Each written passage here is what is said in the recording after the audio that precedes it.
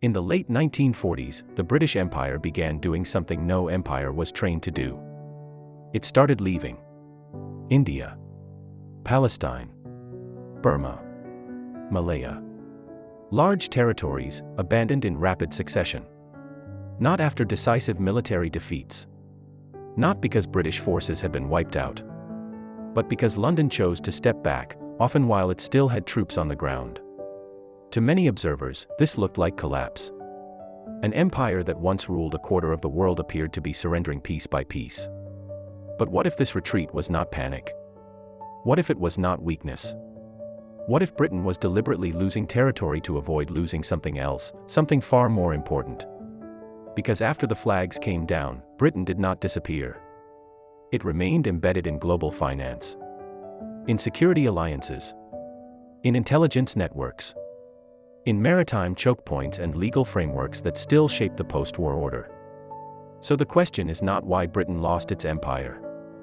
The question is whether Britain ever tried to keep it in the first place. And if this was a strategy, not a failure, what kind of power was it trying to preserve? This video is not about decolonization as a moral narrative. It is about decolonization as a strategic decision under constraint. By the end of the Second World War, Britain faced a problem no military victory could solve. It had won the war, but exhausted its capacity to police a global empire. The dilemma was structural. Keeping the empire required permanent military presence, constant counterinsurgency, and a level of fiscal endurance Britain no longer possessed. Letting go of the empire risked something just as dangerous. Loss of credibility, loss of influence, and a cascading collapse of imperial authority. Most empires choose one of two paths when faced with this dilemma. They either fight until they are forced out, or they cling to territory until the system breaks. Britain chose neither. Instead, it began testing a third option. Controlled retreat. Not a retreat meant to preserve honor. Not a retreat meant to appease opponents. But a retreat designed to reallocate power. Away from territorial control and toward systems that could survive without direct rule. This is why the strategy is fundamentally unorthodox.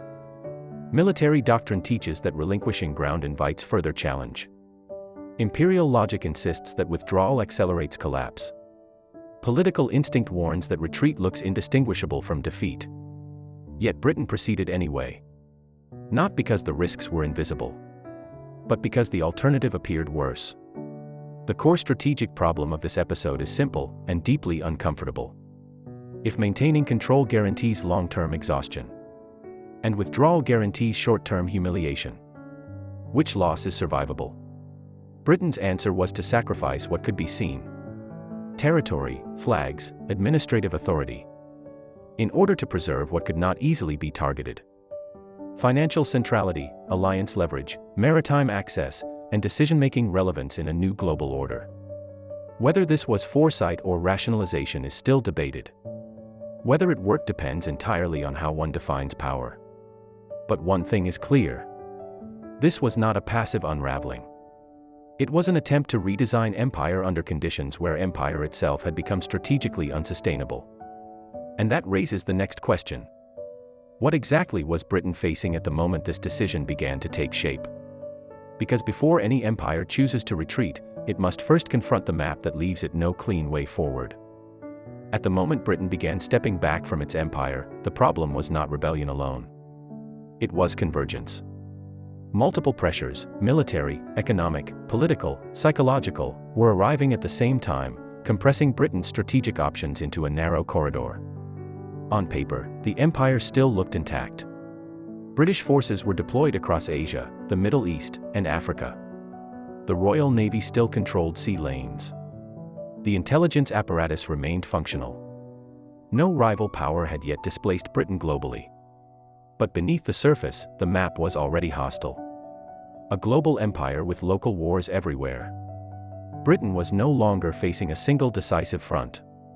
It was facing many low-intensity conflicts simultaneously. Each territory demanded something different. Troops for internal security. Intelligence assets for counterinsurgency. Political capital to manage negotiations. Economic subsidies to keep administrations functioning. None of these wars, taken alone, were existential. Together, they were corrosive. Counterinsurgency does not end cleanly. It drains attention, resources, and morale without offering a decisive victory. And Britain was now running several of these conflicts at once, while trying to rebuild at home. The empire had become a machine that required continuous input just to avoid deterioration. Economic reality, the empire no longer paid for itself. Imperial control had once generated surplus. By the late 1940s, it generated liabilities. Britain emerged from the Second World War financially weakened. Debt levels were high. Foreign reserves were fragile. Domestic reconstruction competed directly with overseas commitments. Every battalion stationed abroad was a cost, not an investment. Every emergency deployment worsened the balance sheet. Every prolonged operation postponed economic recovery. This changed the logic of power. Territory that cannot fund its own security becomes a strategic burden. And Britain was now holding vast areas that required constant spending just to remain governable. The empire had stopped being an asset portfolio. It had become a maintenance problem. Political pressure, the limits of imperial legitimacy. Military force can suppress unrest. It cannot manufacture legitimacy indefinitely. After 1945, the global political environment shifted sharply. Anti-colonial movements gained international visibility. Self-determination became a dominant norm in global discourse. Imperial authority was no longer assumed, it had to be justified, repeatedly. Every use of force carried reputational cost. Every emergency regulation reinforced the narrative of illegitimacy. Every concession signaled weakness to some, and oppression to others. Britain found itself trapped between two audiences. Colonial populations increasingly unwilling to accept imperial rule. Domestic and international observers increasingly skeptical of imperial coercion. This created a paradox. The harder Britain pushed to maintain control, the less sustainable that control became. Strategic blind spots, what the map did not show. The most dangerous features on this map were invisible. First, time. Counterinsurgency favors the side that can wait. Britain could not. Second, coordination. Uprisings did not need to win militarily. They only needed to persist, forcing Britain to respond everywhere, all the time. Third, imperial inertia. The administrative system was designed to govern, not to disengage. There was no doctrine for withdrawal, only for suppression. British planners faced a system optimized for expansion and control, operating in an environment that punished both. This is where conventional strategy reached its limit. Holding ground no longer produced stability. Escalation no longer produced deterrence. Victory no longer promised resolution. The strategic map did not point toward a winning campaign. It pointed toward managed decline or unmanaged collapse. And within that narrowing corridor, a dangerous realization began to form. If Britain followed established military doctrine, it would exhaust itself defending positions that no longer decided the outcome. Which leads to the next question. What exactly did the rulebook demand, and why would following it have guaranteed failure? Military doctrine is built for clarity. Clear objectives. Clear enemies. Clear end states. Empire, at its peak, fit that logic well. Control territory. Suppress resistance. Project force until order is restored. By the late 1940s, British doctrine still reflected this inheritance. And that was precisely the problem. What a normal commander would have done. Placed inside Britain's imperial system, a conventional commander had a narrow menu of acceptable options. First, reinforce. Increase troop presence. Demonstrate resolve. Make rebellion costly. Second, isolate insurgents. Break networks. Control borders. Disrupt supply lines. Third, restore administrative authority. Reassert law. Rebuild local governance under imperial supervision. Return the system to normal. This approach assumed three things. That force could re-establish deterrence. That time worked in Britain's favor. And that legitimacy could be repaired after security was restored. These assumptions were not irrational. They had worked before. But they no longer matched reality. Why doctrine collapsed under these conditions? The first failure was scale. Doctrine assumed concentration of force. Britain faced dispersion. No single uprising threatened the empire directly. But dozens of them, spread across continents, threatened Britain's capacity to respond. Every reinforcement created vulnerability elsewhere. Every deployment solved one problem while creating two more. The second failure was time. Counterinsurgency doctrine assumes patience. It assumes the governing power can outlast resistance. Britain could not. Domestic reconstruction demanded resources. Economic recovery demanded stability. Political leadership rotated under electoral pressure. Insurgents could wait.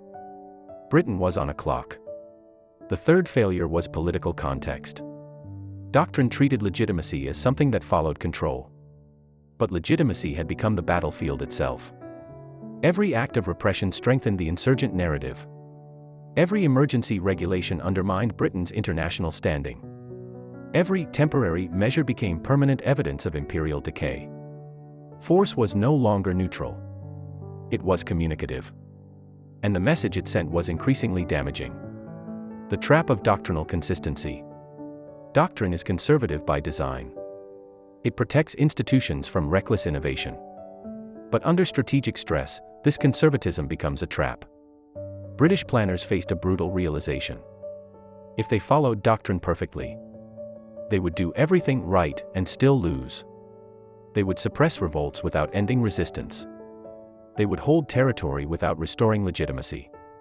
They would win tactically and bleed strategically. The empire would not collapse in a single defeat. It would erode through constant friction. Doctrine offered competence. It did not offer an exit. The unthinkable option. This left Britain with a choice most military systems are not designed to consider. Not how to win, but how to stop playing a game that no longer produced victory. Withdrawal violated every principle drilled into imperial command culture. It signaled vulnerability. It invited challenge.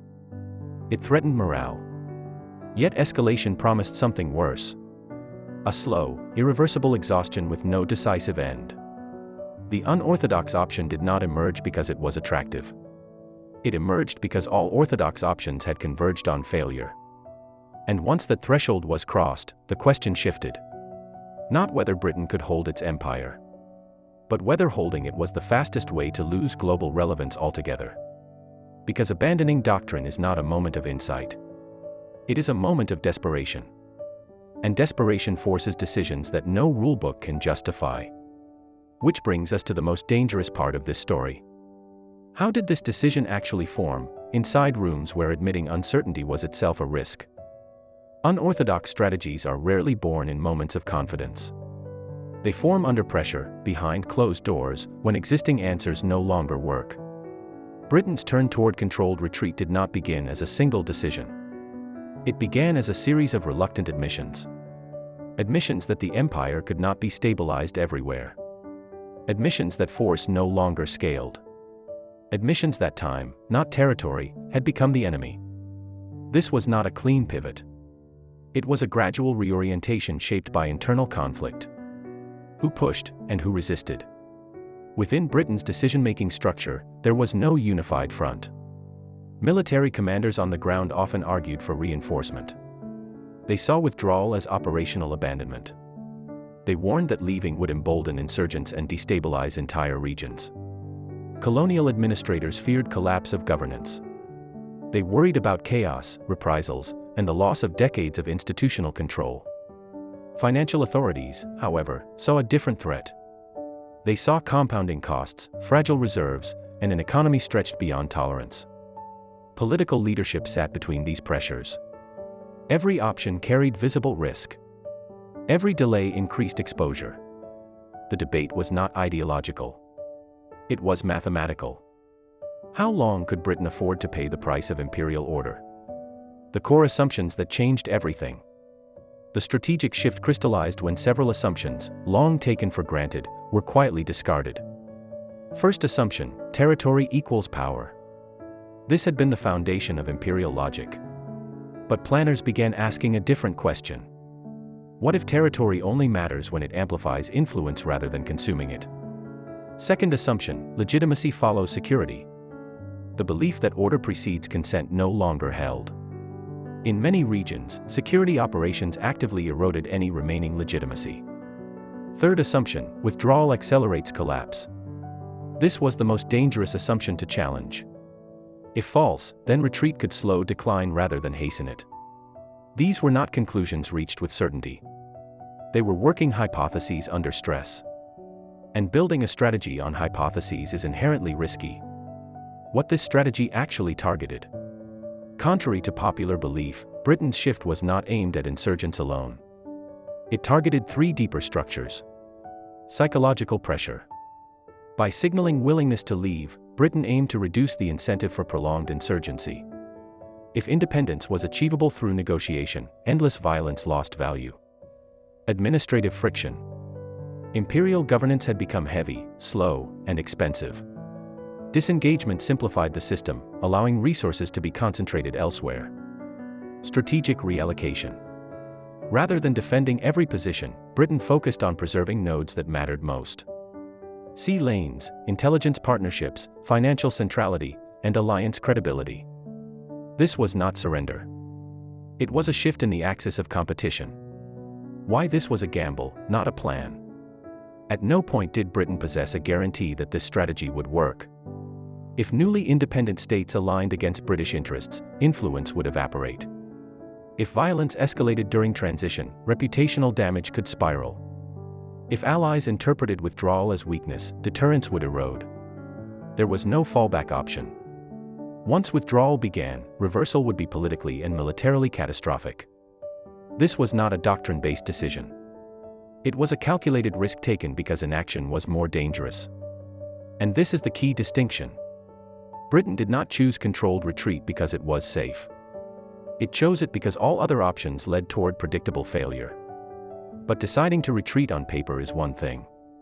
Making it work in reality is another. Because the moment a strategy leaves the conference room, it becomes vulnerable to logistics, chance, and human error. And that is where this gamble nearly collapsed. A strategic retreat only exists on paper until it survives contact with reality. And reality is hostile to ambiguity. Once Britain committed to withdrawal as policy rather than exception, the challenge was no longer intellectual. It was operational. Retreat had to be executed without collapsing authority before exit. It had to look deliberate, not forced. And it had to prevent local crises from cascading into global signals of weakness. This was the most fragile phase of the strategy. Turning decision into movement. Execution began with a paradox. Britain needed to maintain enough control to manage departure, while signaling that control would soon end. This required simultaneous actions that pulled in opposite directions. Security forces had to remain disciplined but restrained. Administrations had to function while preparing to dissolve. Negotiations had to advance while violence still simmered. Every misstep risked unraveling the narrative of control. If violence surged, withdrawal looked like failure. If repression increased, the political cost rose sharply. If negotiations stalled, time worked against Britain. There was no stable equilibrium, only managed imbalance. Logistics, the invisible battlefield. The physical act of withdrawal was itself a massive logistical operation. Troops had to be redeployed or demobilized. Equipment had to be shipped, transferred, or destroyed. Bases had to be closed without leaving exploitable assets behind. This was not simply movement. It was triage. What could be removed? What had to be abandoned? What could be handed over without empowering future adversaries? Every decision carried downstream consequences. Leaving too much weakened future leverage. Taking too much created resentment and instability. Misdimming withdrawals risked power vacuums. Logistics determined tempo. Tempo determined perception. And perception determined whether retreat looked controlled or chaotic. The role of local partners, and their limits. Britain increasingly relied on local forces and transitional authorities to bridge the gap. This was necessary. It was also dangerous. Local partners varied widely in cohesion, legitimacy, and competence. Some were prepared to govern, Others were deeply divided, factionalized, or dependent on British support. Training and institutional transfer were compressed into unrealistic timelines. Security forces inherited responsibilities before they had credibility. Political structures were expected to absorb shocks they were not designed to withstand. Britain was outsourcing stability under conditions where stability was already fragile. This introduced a critical vulnerability. If local partners failed, Britain would be blamed. Even after leaving. Failure points built into the system. Several structural risks shadowed every withdrawal. First, escalation during transition. Insurgents could interpret withdrawal as victory and accelerate attacks to maximize leverage. Second, fragmentation of authority. Competing factions could rush to fill the vacuum, turning exit into internal conflict. Third, signaling effects beyond the region. A messy withdrawal in one territory could embolden resistance elsewhere, multiplying costs. These were not hypothetical risks. They were anticipated and accepted. Because the alternative was worse. Maintaining overstretched control indefinitely. The moments when the strategy nearly broke. There were points where timing slipped. Where violence surged unexpectedly. Where administrative collapse came faster than planned. In those moments, Britain faced a critical choice. Double down and reassert control. Or absorb short-term damage to protect the long-term objective. Reasserting control would have satisfied doctrine. It would have also reversed the strategic shift, locking Britain back into an unwinnable cycle. So restraint was enforced, sometimes painfully. Not because restraint felt virtuous, but because escalation threatened the entire logic of withdrawal. This is the part history often sanitizes. Controlled retreat is not calm. It is tension managed just below the threshold of disaster. And while Britain struggled to keep that tension contained, another variable entered the equation. The enemy's response. Because a strategy built on assumptions is only as strong as the opponent's mistakes. Britain's strategy depended on one fragile condition. That its opponents would interpret withdrawal incorrectly. Not completely wrong. Just wrong enough. Insurgent movements, nationalist leaders, and rival powers all read the same signal, British departure, but drew different conclusions from it. And in those misreadings, the strategy found its leverage. What the opponents thought they were seeing. To most anti-colonial movements, British withdrawal looked like validation. Decades of resistance appeared to have worked. Persistence had beaten empire. Escalation, they believed, had accelerated victory. This perception mattered more than reality. Because it shaped how these movements behaved after Britain signaled its exit. Many assumed Britain was leaving because it had no remaining capacity to resist. They treated withdrawal as proof of exhaustion rather than strategic recalibration. That assumption proved consequential. The misreading of time.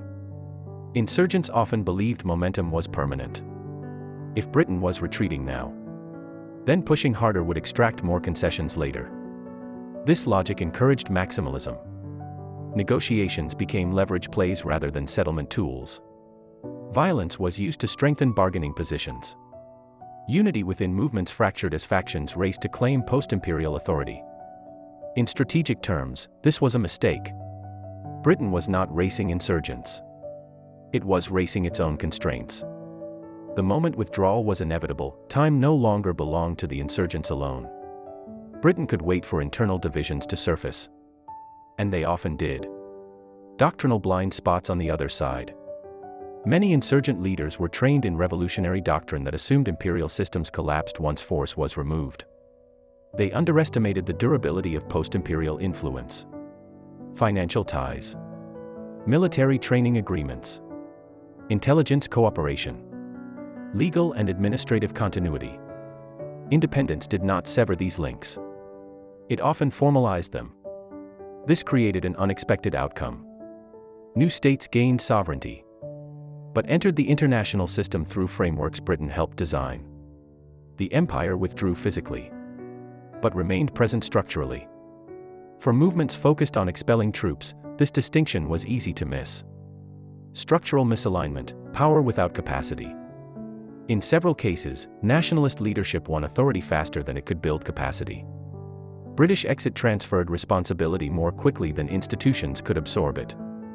Security forces inherited legitimacy without experience. Governments inherited borders without consensus. Political elites inherited power without administrative depth. This was not accidental. Britain did not always slow this process, because slowing it would have required deeper re-engagement. And re-engagement would have signaled doubt. Instead, Britain allowed internal contradictions to surface, not as punishment, as inevitability, where the strategy depended on opponent error. The strategy worked, not universally, but often, because opponents made three predictable mistakes. They overestimated Britain's weakness. They underestimated Britain's ability to shape outcomes indirectly. And they treated withdrawal as an endpoint rather than a transition. This was not guaranteed. Had insurgent movements coordinated effectively? Had they prioritized institution building over leverage? Had they recognized the shift from territorial to systemic power? Britain's strategy would have lost much of its advantage. It did not succeed because it was flawless. It succeeded because it exploited how opponents expected empires to fall. But success at this stage did not mean victory. Because even when withdrawal achieved its immediate objectives, the cost of this strategy did not disappear. It only became harder to measure. And that brings us to the aftermath, where outcomes and consequences finally collided. When Britain completed a withdrawal, the question was never whether it had won or lost. Those categories no longer applied.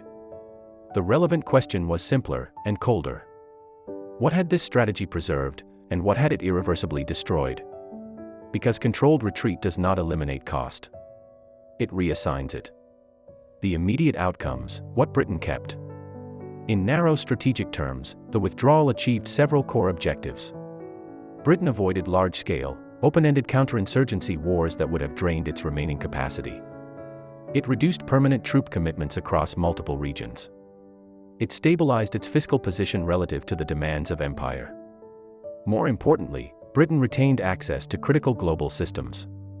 Financial networks remained anchored in London. Maritime routes stayed open. Intelligence cooperation continued under new legal frameworks. Security partnerships survived the end of direct rule. Britain no longer governed vast territories, but it remained a relevant actor in global decision-making. Measured by presence rather than possession, the strategy delivered. The human cost, who paid first? The most immediate costs were borne locally. Withdrawal often coincided with political fragmentation. Communal tensions intensified once imperial authority disappeared. Power struggles that had been suppressed, or deferred, surfaced violently. For many populations, independence arrived alongside instability rather than peace. This is the uncomfortable reality. A controlled retreat may minimize imperial casualties, but it does not guarantee civilian protection after departure. In several cases, Britain exited knowing violence would likely follow, and accepted that outcome as preferable to indefinite occupation. This was not ignorance. It was prioritization. The political cost, credibility and precedent. Withdrawal solved one problem while creating another. Every departure became a precedent. Opponents elsewhere asked the same question. If Britain left here, why not there? Allies asked a different one. If Britain retreats under pressure, how durable are its commitments? This forced Britain into a delicate signaling strategy. Withdrawals had to appear controlled, negotiated, and intentional, not reactive. Any hint of panic threatened to cascade across the remaining system. This imposed a constant psychological burden on policymakers. They were no longer managing empire. They were managing expectations. The internal cost, moral and institutional strain. Inside Britain, the strategy fractured institutional identity. Military culture is not designed to celebrate withdrawal. Civil servants trained to govern were asked to dismantle what they had built. Political leaders inherited decisions whose consequences would unfold long after they left office. There was no victory narrative to unify these experiences. Only trade-offs. Only justification after the fact. Controlled retreat demands a level of emotional discipline that institutions rarely possess. It asks organizations to accept being misunderstood in the present, to avoid catastrophe in the future. That tension never fully resolved.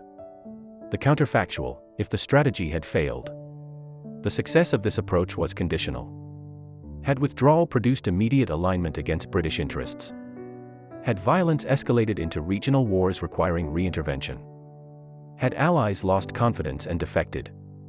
The strategy would have been remembered as collapse masquerading as foresight. Nothing insulated Britain from that risk. There was no insurance policy. Once the empire began to unravel by design, Britain forfeited the option to restore it by force. This was a one-way decision. What this strategy actually bought: controlled retreat did not buy dominance. It bought time. Time to rebuild domestically. Time to reposition internationally. Time to shift from imperial authority to alliance-based influence. Whether that trade was worth the cost depends entirely on perspective. For those who measured power by territory, it was defeat. For those who measured power by relevance, it was adaptation. But either way, the strategy extracted a price that cannot be undone. Because retreat, once chosen, rewrites history as much as conquest. And that leaves one final question. What does this case actually teach us about power, when victory is no longer available? By the time Britain's imperial withdrawal was complete, the story most people told themselves was simple. Empires rise. Empires fall. Britain lost its empire because history moved on. That explanation is comfortable. It is also incomplete. Because what happened here was not simply decline. It was a redefinition of what power was allowed to mean. This strategy was never about leaving. At its core, Britain's decision was not about decolonization. It was about refusing a specific form of defeat. The form where power collapses because it cannot adapt. The form where institutions cling to symbols long after those symbols stop delivering results. The form where doctrine becomes obligation. Britain accepted that it could not win the old game indefinitely. So it tried to change the game while still inside it. That is the uncomfortable truth. This was not idealism. It was triage. The rule it broke, and why that matters. The most important rule Britain broke was not military. It was psychological. Power must always appear expanding. Most systems believe this instinctively. Because the moment power looks like it is retreating, challenges multiply.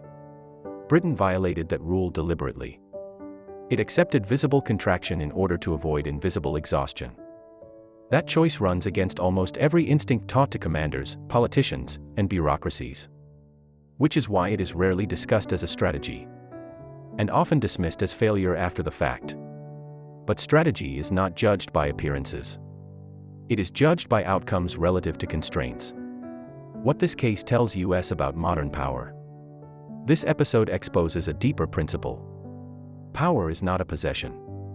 It is a relationship under constraint. When the cost of maintaining control exceeds the influence control provides, holding ground becomes a liability. In those conditions, withdrawal is not the opposite of strategy. It is strategy. But only if it is executed before collapse removes the option. This is why controlled retreat is so rare. It requires leaders to act before disaster becomes undeniable. It requires institutions to dismantle themselves in stages. It requires accepting blame today to avoid irrelevance tomorrow. Most systems cannot do this. They wait until choice is replaced by necessity. Can this strategy be repeated? Yes, but not easily. Controlled retreat only works under specific conditions. When influence can be preserved without direct control. When global systems still reward indirect power. When withdrawal does not trigger immediate existential threat. It fails when opponents understand the shift early. It fails when alliances fracture. It fails when retreat destroys the very systems meant to replace territory. This is not a universal solution. It is a narrow escape route. And like all escape routes, it only works once. The final insight. Britain did not prove that empires can retreat safely. It proved something more limited and more unsettling. That sometimes, the most dangerous move is not staying. And sometimes, the bravest strategic decision is to accept a form of loss, in order to avoid a greater one that cannot be reversed. History often frames this as decline. But from a strategic perspective, it was something colder. A recognition that winning had become impossible. and that survival required redefining what winning meant. Empires are remembered for how they conquer, but they should also be studied for how they choose to stop. Britain's withdrawal was not clean. It was not humane. And it was not free of consequence. But it was deliberate. And that deliberateness is what makes it unsettling.